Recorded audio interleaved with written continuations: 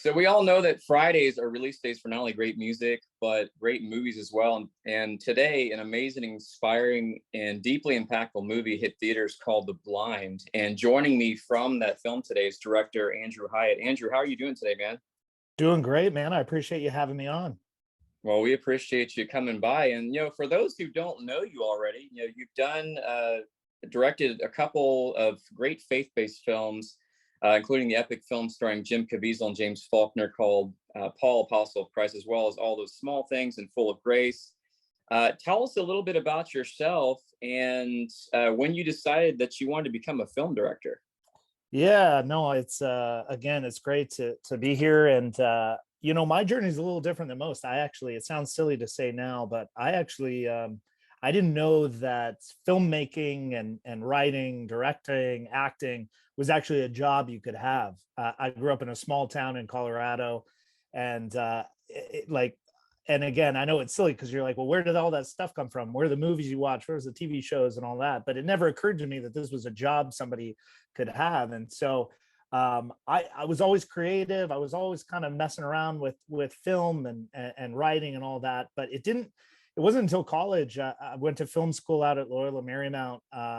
I was going to go to business school. Is actually when my mom came to me and said, hey, you don't seem really excited about this business school thing. Maybe you want to try something else. You only kind of get one shot at this. So maybe there's something that excites you a little more. I said, well, I've always been interested in this, but again, I don't know that this is going to result in anything. So that's kind of how I kind of just, okay, I'm going to go to film school now. And I spent about 15 years doing the Hollywood thing, living that lifestyle. And it took about that long for me to come back to my faith and to really understand what God was trying to use these skills for, use these abilities for.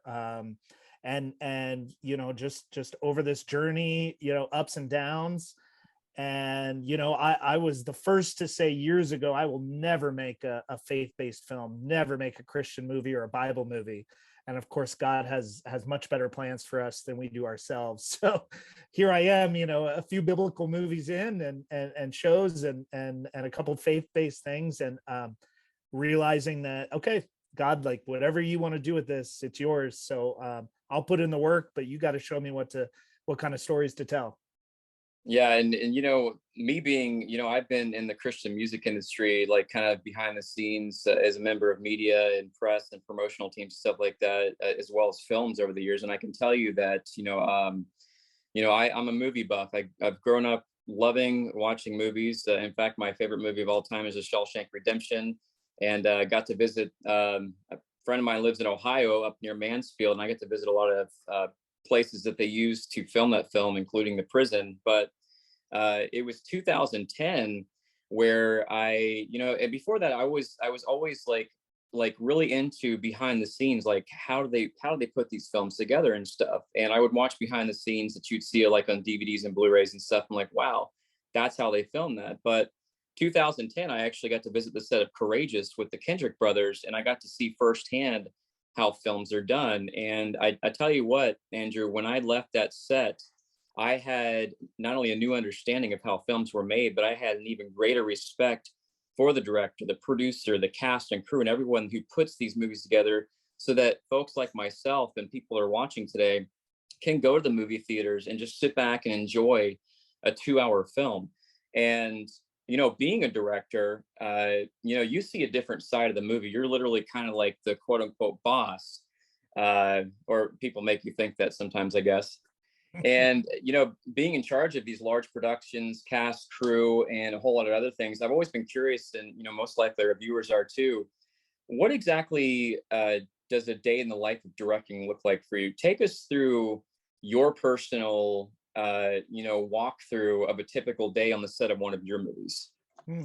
Yeah, great question. A lot of it is about the prep and the work and the stuff ahead of time really changes the dynamics of what I do. So finding a great team, a great crew, really good collaborators, other heads of department, your production designer, your costume designer, cinematographer, and their teams, if you kind of nail that, it makes my job a lot easier, because we have so many conversations ahead of time. You're not feeling like every day you're kind of wandering into what are we going to do? How are we going to pull this off? It's by the time you get to production, if you've done it right, it feels like, okay, we've trained a lot. It's like going for the Super Bowl. It's like we've trained for weeks and weeks to get to this point. Let's just go enjoy ourselves now. We've done all the hard work. And so that kind of changes the dynamic a lot. If that's set and everybody's kind of the wheels are greased and they're doing their jobs well, it's really down to me and the actors and the performance. That's really kind of how I separate myself from everybody else, is working with them, getting the performances we need, keeping the tone. You being a film buff, the great films, it's a consistent tone is what changes, where there's just not a scene that you feel like, well, that was kind of a weird scene. That was kind of a weird performance. That didn't really fit the character, all that. So that's mostly what I do. Once the crew and everybody's off doing their amazing things, it's really down to me and the actors, and it's that one-on-one or one-on-two, whatever the scene demands, or there's crowd shots and all that. But it's really like, okay, my leads, that's my job's to get the best out of them. Right. And, being a director, I'm curious as far as you go personally. Obviously, everybody is inspired by someone in their life as far as why they want to do what they do. Is there a director that you can think of that may be like kind of inspiring to you to do what you do now? I mean, there's a lot of great ones out there.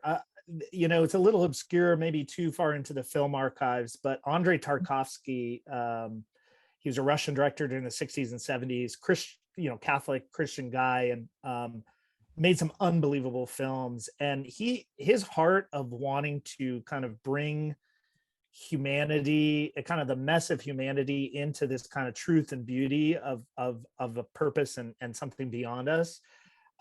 That's always something that's really just affected me. I still watch those films all the time to kind of remind myself of like, okay, you can tell great stories like Shawshank Redemption. You can tell great stories like Children of Men, but you can infuse them with this beauty and truth that just points people to something beyond.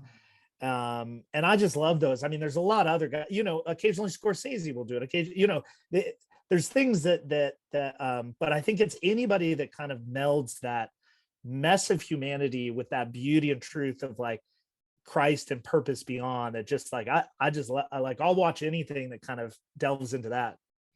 Yeah, and just faith-based film in itself. I've followed faith-based film for quite a while, for the last 20 years, and they've like just the industry, just that genre of films has made a huge leap and bound from where it was 20 years ago. Because basically, and you and I can probably both agree on this. I know that the heart of a lot of directors back then, 20 years ago, putting a lot of these films out, were to get the message of Jesus out there and stuff like that. But they would come across as very cheesy and very like cliche and very like quote unquote like religiously focused and stuff. But it was filmmakers like the Kendrick brothers, like the Erwin brothers. The Erwin brothers, in my opinion, are amazing film directors. They are able to tell a story unlike a lot of other filmmakers I've seen. And I've just seen a huge growth in not only the films that have come out, but a quality. Not only is it telling a great story, but it's a quality film. And that's, the movie that we're about to talk about, called The Blind, is one of those movies. It's a movie that has that story, but it's put together, filmed in a way that it really, it's a quality film, and it really represents that genre so much better than some of the films that have come out in the last 20 years. So, and I have to commend you, Paul, Apostle of Christ. Great movie. Love that film because it really brought the story of the Apostle Paul, who in my opinion is only second in importance in the New Testament to Jesus himself. And of course, the star of that film, Jim Caviezel, who played Jesus in Mel Gibson's Passion of the Christ, plays Luke in that film. And I might add, he just released a new film called Sound of Freedom, which is like blowing up. I mean, it's a great film, very hard to watch, but great film, needs to be seen. And the contrast with your other films that you've done, including this new film, The Blind, does it make it your job easier as a director when you have actors like Jim Caviezel working on a film with you? Mm. Uh, Jim's great because of his passion, and I think whether somebody comes with a passion for Christ, as Jim does, no pun intended, or a passion to just tell a human story, that's a game changer. When you're dealing with like you said, heavy topics, heavy subjects. Even this new film, The Blind, it delves into some gritty stuff of Yeah, Phil Robertson's past, and obviously the Apostle Paul and kind of Rome. It centers around sort of Nero and Rome and what was going on at the time. And so there's tough things in there. But I think when people come with that open heart and that open spirit of, I just want to tell the story the way it deserves to be told, I mean, that makes my job 1,000 times easier. But right. you're right, there is with someone like Jim and others I've worked with, there is a nice quick, almost shorthand, right, of like, we know the story, we know this, you've been a part of something like this, obviously, before, and it does help, I think, get us to a place quicker of, okay, we both know what this character needs to be, what needs to come out in this character. Right. And so that's helpful. But I will say, I've been so amazed and impressed when actors who are potentially not Christian at all see something really beautiful in a character and in a story, and they just have that openness of wanting to do it right. I've seen the Holy Spirit really come into that space and help them. You think of James Faulkner as Paul, there's some unbelievable moments of him. And while he grew up Christian, it's not something that he was particularly focused on. And this kind of reshaped his view, and I love that stuff. I mean, Right. there's nothing more special than when you can influence an audience, but how cool when even the actors on set are being influenced and kind of moved by, wow, like, is this a true story? This really happened? Yeah. And being able to open that conversation is great. Yeah. And Jim, for example, is, he's always been one of my favorite actors and just made that film great. And, speaking of movies, let's talk the new movie. You have a brand new film that just came out today. It's called The Blind. Uh, Tell us about this amazing new movie. Yeah, well, if audiences are familiar with the Duck Dynasty, family and the brand, and I mean, it's what a life it's taken on over the last 15 or so years. Just an amazing kind of group of individuals, very authentic. Phil and Miss Kay and Corey and Willie Robertson and Sadie Robertson. That whole family, just an amazing representation of, I think, priorities straight. It's God, it's family, and the rest kind of comes after that. And so I got approached to do this film, which was struggling, I think, between sort of an anecdotal, maybe a rehash of some Duck Dynasty kind of vibes, versus Phil's really tough backstory of before he found Jesus. And I think most people now familiar with the family know his story, as far as alcoholism and abuse and just a lot of tough, difficult things. But we really felt like that's what people need to hear today. There's so many people struggling, whether it's with addictions or their faith or doubts and or their families and all these things. And we thought, what better way to kind of put out to the world, you think you're maybe too far gone for mercy, for grace, for God to come forgive you and love you.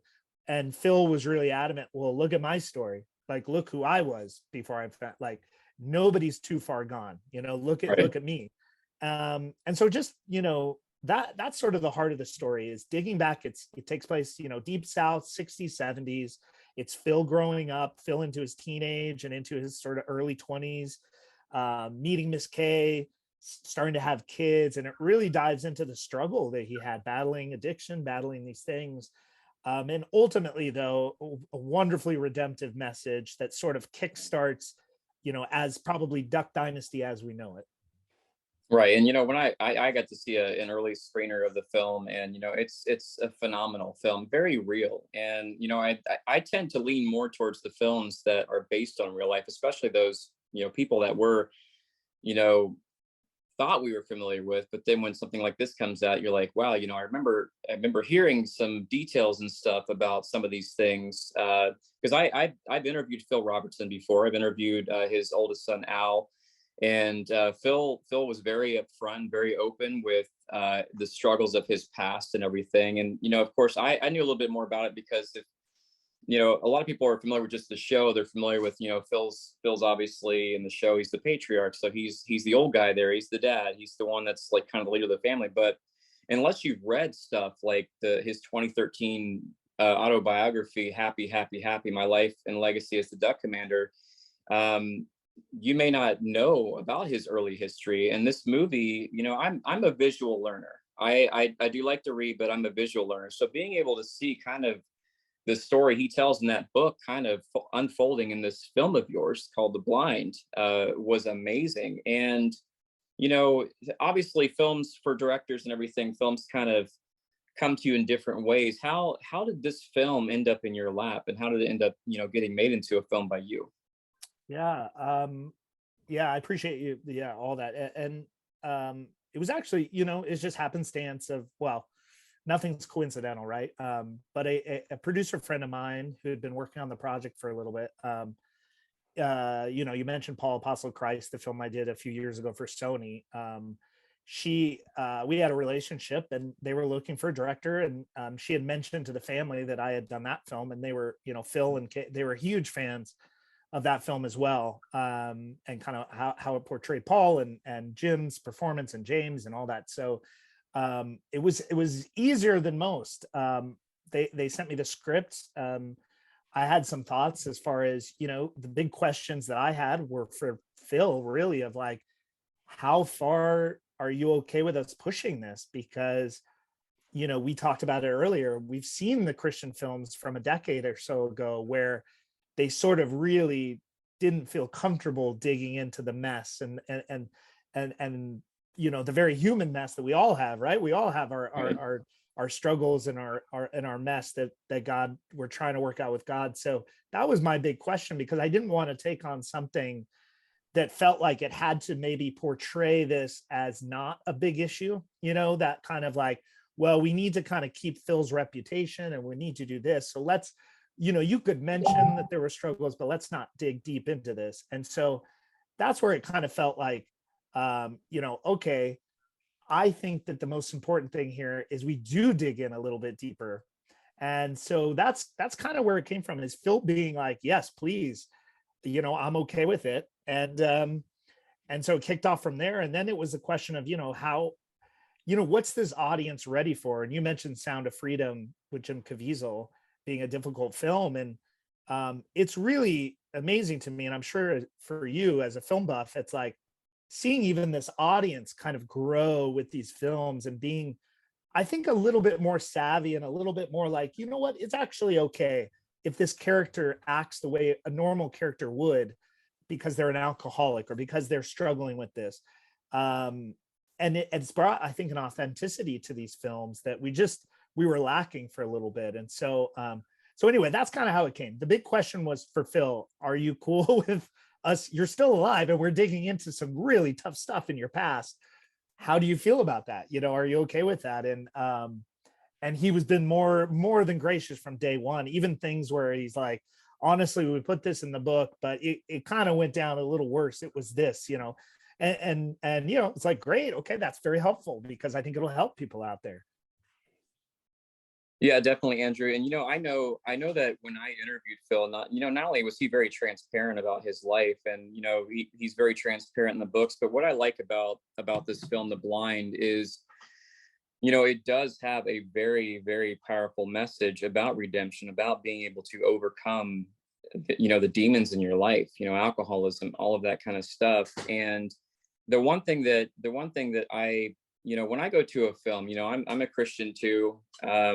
But I also understand that the world is full of not so Christian things. There's cursing, there's violence, there's sex, all that kind of stuff that permeates society. And the way that which you told this story was amazing. And we spoke about Sound of Freedom, being a movie, not only a great film, but the film really broke beyond the boundaries of what you would traditionally see in a film that's like promoted to a faith-based Christian audience, and that it had a lot of, it had cussing in it, it had violence, it had stuff, but it was something that needed to be seen because people need to know that this is a reality.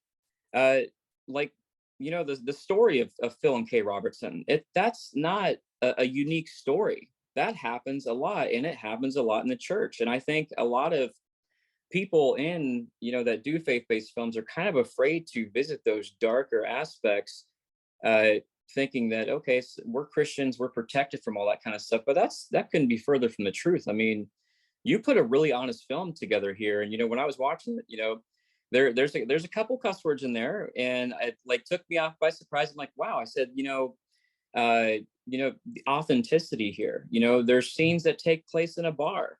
There's scenes that I mean, there's things in this film that you don't really see in a lot of quote unquote traditional Christian films, and that's what I really liked about this one. And you have some amazing actors that play in this film, including Aron Von Adrian, who plays Phil.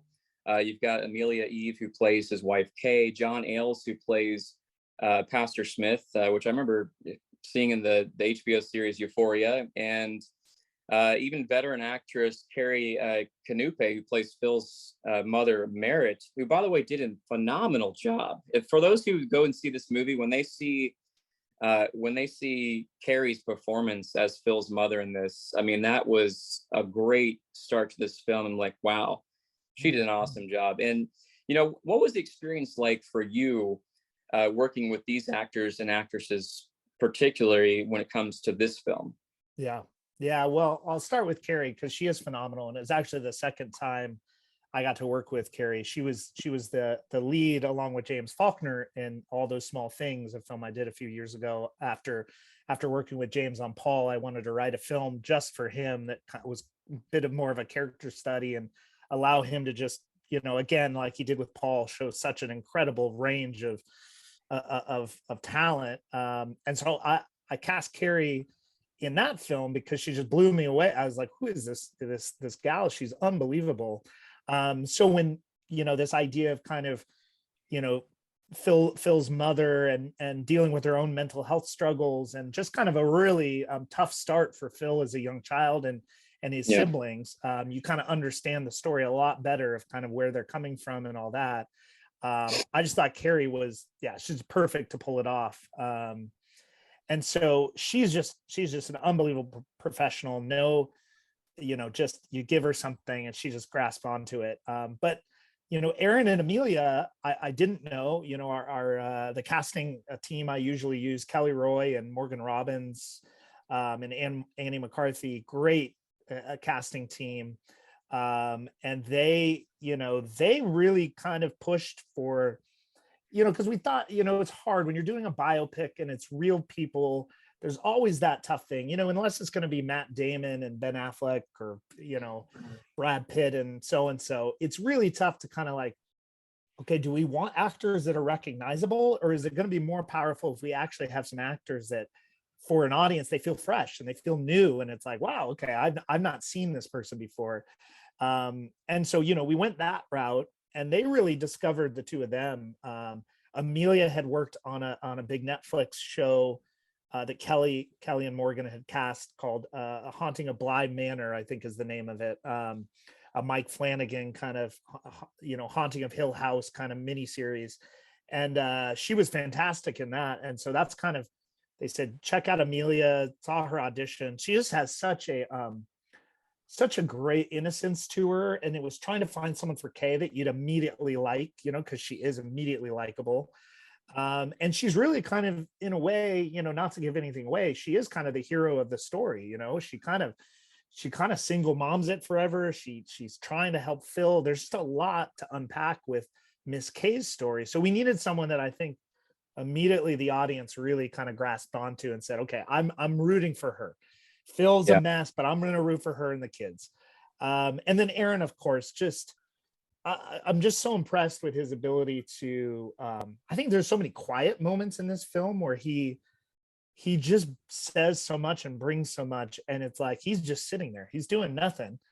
And I think the great actors, right? That's what they can do. It's a look. It's sitting in silence. It doesn't have to be a monologue. It's suddenly it's like, wow, there are like layers to what's going on with this character. And so that's what I loved about Aron. I just think he's got an unbelievable talent to do so little and yet say so much. And so yeah, just couldn't be more happy to get this cast. I think they're phenomenal. John Ailes, as you mentioned too, just knocks it out of the park. I mean, and by the way, could have been a very cheesy role in other hands, but John brings such a life to the kind of the pastor role that it just feels real, as you said, often authentic and real. Yeah, and the two lead actors, in the film, you got Aron and Amelia. Aron, like I mentioned, I've interviewed Phil on the phone. I've talked to him on the phone, and I've seen him on TV, and I've seen him in interviews and stuff. And the one thing I can say is watching Aron portray Phil Robertson on film was amazing, because he had his mannerisms down, he had his demeanor down, just the way he spoke. I mean, because Phil's not just he's not an ordinary backroads country dude. He has a certain way of talking. He has a certain way of getting his point across, and I thought that was amazing. Did you ever talk to the actors when they were trying to kind of dive into these characters, especially with Aron and Amelia? Did you ever talk to them about whether it was difficult or not for them to do that? Because Aron especially, I mean, I think that is particularly impressive, and how he was able to really emulate and, in my opinion, accurately portray Phil Robertson in a movie. Yeah, it's a great question. I mean, here's the thing. It's like when you stumble on these actors that have that gift, both of them are, I wouldn't say full, they just care so much about their craft. And they're not full method per se, but they kind of veer in that direction. So a lot of the early conversations, we probably spent about 3 months on the film before we started shooting, talking, just about every day, and kind of, as you mentioned, they went deep into they're watching videos of them, they're studying them, they want to get to know, they have questions that Phil and Kay were very, very generous and always answering truthfully.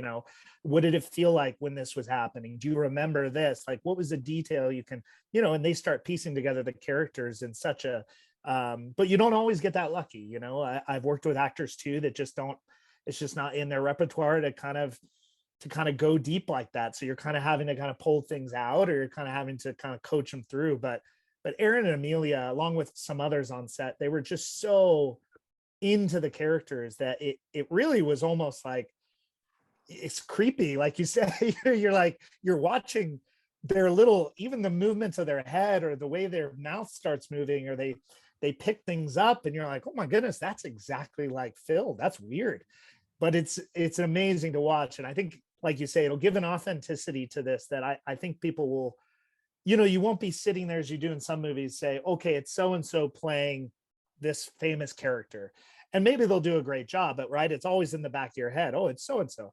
What I love about Aron and Amelia is this, to me, feels like a great launch for them, where people will see this and say, wow, who was that? They're phenomenal. So yeah, they were great to work with. Yeah, and I didn't, and honestly, I didn't recognize either actor. I didn't know who either one of them were. I hadn't seen their previous films before, so I didn't know. But by the end of the film, I'm like, wow, they both nailed these roles. And when you have a movie that's based on real life, that's not a fictional story. You got The Blind, which is based on a real story. There's a lot of things that go into as far as authenticity goes. Like you obviously, I would assume as a filmmaker, you want to try to make these true stories as authentic as you can. And one character that you have in this film, and this is like a lot of people don't realize this, don't know this unless you do some deep research on Phil Robertson. But one thing that a character in the film that I was actually surprised to see, and I'm almost wondering if I should I'm almost wondering if I should say, okay, so this next part here, this is a spoiler alert. So fast forward about a minute from now, I'll give you the cue to look back on this. But so if you don't want to know, if you don't know about this character, fast forward for a minute here. But this was cool. But one character that is not really talked about, a lot of people really don't realize that Phil was associated with, was when he was in college. In Louisiana, he was a great quarterback. He was a starter for them, but a lot of people don't realize that his backup quarterback was future Hall of Famer and Pittsburgh Steeler great Terry Bradshaw. And I thought that was a really cool addition to this film. And that's not really something that's been really out there so much. Only people who've done a lot of research on Phil know that. Like, are probably wondering when they hear that, like, wow, Phil Robertson. No, there's no way Terry Bradshaw was his backup, really. And you touch on that in the movie. I thought that was cool. Yeah, was that a part of the original script, or was that something that was kind of an idea to add? No, it was part of kind of the original story. I think you nailed it when you said, you know, there's just maybe because of the Duck Dynasty thing, or just maybe how the show went. I think there is sort of a very surface level Phil Robertson, right? That's sort of, he's the kind of outdoorsy country bumpkin, likes to shoot ducks, you know, kind of guy with the long beard. Yeah, does he even know how to throw a football, kind of thing? Exactly. And then when you start digging into his past and you find out, oh, wait a minute. Yeah, not only was he a college quarterback, but he was a phenomenal quarterback. As you mentioned, yeah, Terry Bradshaw's his backup at Louisiana Tech. Like, I'm sorry, what? So we did want to show some other sides of Phil that maybe, to your point, you know, is not always talked about, or like, unless you've read his books and gone really deep kind of down the rabbit hole, you don't quite know. And what was great is it felt like it added a bit of humor, a bit of other context, so that it wasn't just a film about Phil's, you know, struggles in this. It's like, actually, like, he had this other side where, who knows, in another reality, he could be Terry Bradshaw today. Yeah. Well, I like the fact of the film, and you know what I want to do right now is that we've been talking about this film a lot. Why don't we go ahead? I'm going to go ahead and play the trailer for this film so people can say, okay, well, Andrew and Jay have been talking about this film for the last 20 minutes, but you know, I want to see what this film looks like because I want to go see the movies today. So let's go ahead and play the trailer for this. That way people can know what we're talking about here. Hear these rare stories. Well, how the impossible happened. Miss Kay Caraway. Hi, Phil. Well, Promise to love And be with you forever. this is one of those stories.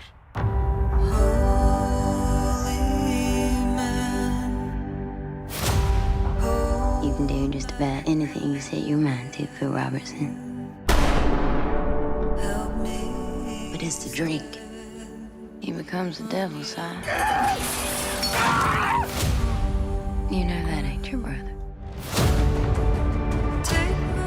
I ain't bringing a preacher man around here. I heard you might be needing one.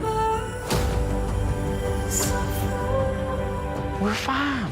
I don't think we are, Phil. I ain't the problem. You're the problem. Get out. At some point in our lives, we are all going to feel desperately alone. And we realize that we ain't never alone. Someday, you're gonna have to fight for your marriage. And things get tough.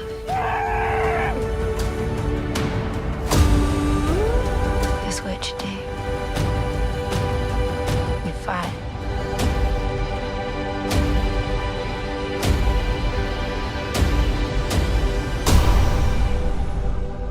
You must be one of Kay's friends. I know Phil ain't got no good-looking friends. This is my sister.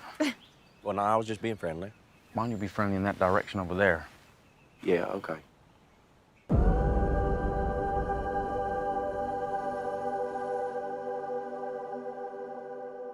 Wow, that's a powerful movie. You know, like I told you, Andrew, I've seen the film. It's a great movie. I think people should go see it in the theater this weekend. And you know, like we were saying, like the authenticity factor and stuff. Obviously, you spent a lot of time with the Robertsons. The actors and actresses in the film spent time with them.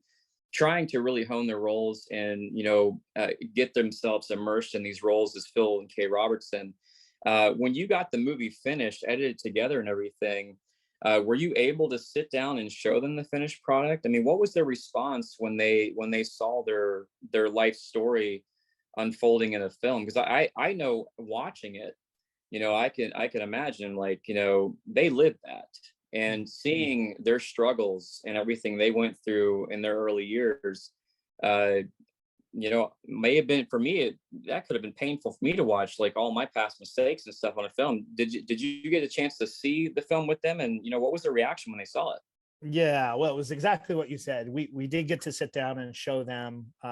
They invited a lot of family and friends, and it was a beautiful night. They went through the emotions you just said of there were tears, there was laughter, there was good tears, bad tears. There was kind of the whole range of emotions. And what's amazing about them, and truly, it's hard to come across, it really is, especially in this day and age, I think, is just they truly are who they say they are. I think most of us kind of, even in our best of days and our intentions, we still probably struggle with identity a little bit. Who am I? What am I here for? Or even being, oh, I don't want to say this or that because I might upset these people and I don't want to be judged, or I don't want to. I think we all struggle with our identity, and they just have such a rooted. They just know who they are, and they're unapologetic about it. Phil, he'll be the first to cook you a meal or take you hunting, but then the first to tell you what he believes, and he's there's just no nuance to it. There's no like, well, is he really believing this stuff? It's like, wow. And so what I love is, like, even coming out of an experience of watching their lives unfold again, they came out of there with that same, like, yep, like, look how great God is. Look how good he's been to us, our family, like, and we hope other people feel this, go through the same. And so, but it was again, it's always surreal, right? When you're, oh, there's the guy, here he is on screen. So, but I know that they're big fans because they want this to hopefully help people. And that's the truth, the bottom line. And that's honestly, that's the best thing you can hope for with any film, is that that people walk away with this, with some sort of, renewing of their mind and how they look at things. And, like I mentioned, I interviewed Phil a couple of years ago about one of his books. I interviewed Al Robertson a few years before that. And both of them, I haven't met either one of them in person. I have met Willie Robertson and his daughter Sadie in person. Great people in person. They're just they're just like in person as they are when you see them on TV and stuff. But one thing that Phil did during the interview that struck me as very genuine, and I've done over 100 interviews over the last 15 years, and I can kind of see where the genuineness comes in when I talk to somebody. And there's really only been a couple other interviews I can think of to where the genuineness in what they're saying and the way they're talking to me comes across as like almost like they know you, even though they haven't met you in person. It's like the way they talk to you, the way that they explain things to you, and just make you feel like you're a friend, like you're a family friend. And that's one thing I got from Phil, is when I interviewed him, he was very down to earth. In fact, at the end of the conversation, he's like, where y'all live at? And I'm like, I'm in Central Florida. And he's like, oh man, that's quite a drive from Monroe. But you know what? You're ever in the woods here, you give us a call and we'll make room at our dinner table for you to come by. And I'm like, don't tempt me, Phil. Seriously. I said, I've seen the stuff that Miss Kay cooks. I said, I will most definitely come by your house, especially if she's cooking. He's like, well, you just call me and you're welcome to come by here anytime. And I tell you what, that made me feel good. And during the interview, he used my name a lot. And I know you've talked to a lot of people. A lot of people they don't say the interviewer's name a whole lot, but Phil made it very personal. And I like that. And I think the only other person I've ever interviewed and that has done that has made you feel like they've known you their entire life. And I did get a chance to meet him in person, which I was incredibly thankful for, was NCAA coaching legend Bobby Bowden. the Florida State University coach. I got to meet him and interview him, and he made me feel the same exact way, like I was his family. Like I've known him my entire life, and that is what I absolutely love about Phil. Not only is he that way when he talks to you, but like you mentioned, he's not gonna water down the truth. You ask him what he believes, he's gonna tell you. And one of the pieces of the conversation were the GQ magazine interview he did years ago. They asked him a question, and I'm like, why would they ask him a question knowing how he was going to answer that? And they vilified him after that. I'm like, you know what? I'm just thankful that he stands on truth, and he says what he means, and he means what he says. And this film really portrays that. And I think moviegoers will see that once they see this, that, we saw Phil Robertson in Duck Dynasty. We've seen the family and stuff. This is going to expand on that and show just how much of a remarkable person he really is. Well said. Yep. And as you say, every bit of that was 100% authentic. What he said to you, as just the kind of guy he is, which is amazing. I hope to meet him one day. So this film's come out today. When people go to the theater to see this, first off, I know that they're going to walk away like saying that this is a great film. But for you as the director, you've put a lot of your heart and soul and everything into this film. What are you hoping and praying that people take away from this film after seeing it in theaters the most? Yeah, I think it's where we started, with Phil and Kay's blessing of let's show people the truth, so that if there's anybody out there that's struggling, whether in this same way or in a different way, but it's all the same struggles. They're struggling with family, they're struggling to find their faith, they're struggling with addiction, all these things. I hope that it does enough justice to these tough issues that we're all dealing with in and outside the church, as you said earlier. That people will walk away saying, I want to try again at this, or I need to find God. I'm desperate for it. That it just would just allow people to who say, I can't, God wouldn't want anything to do with me. Trust me, to say, watch this story, see what Phil's journey has been, and then see where the family, look at the fruit of it. It's not just, wow, he sort of figured it out and moved on. It's like, look at the fruit of what happened to this family, to this man, after he found that redemption in Christ. And right. That's the message that you want people walking out with. And if that happens, like, job well done. Like, we did it. Well, we didn't do it. God did it, but amen. But that's where we're at. So yeah, that's my hope. And yeah, just like you said earlier, just supporting more and more of these films, and we get to keep making them if the audience keeps showing up. So, come show up. Yes, sir. All right. Well, in closing, the last question is, obviously as a director and a filmmaker, you're probably always working on something new. What's on the horizon for Andrew Hyatt? What are we going to see next from you after The Blind? Yeah, I've got another true story coming out. Hopefully later this fall. It stars Greg Kinnear and Terry Chen. Great true story about a Chinese immigrant that came to this country with, classic story, $5 in his pocket. And he's now, a world-renowned eye surgeon and has changed lives, and also a good, solid Christian dude that is an amazing human being. So excited about that one as well. And hopefully we'll have more details on that soon. Awesome. I'm looking forward to seeing that. Well, The Blind is now in theaters, so make plans to go see it today and this weekend. And if you want more information about it, you can visit theblindmovie.com. Andrew, thank you so much for joining us today. I'm really grateful for our time together. I'm praying that God can use this movie to encourage, uplift, and inspire movie audiences everywhere. Awesome. Thank you very much, Jay. Thanks for having me, man. Appreciate it.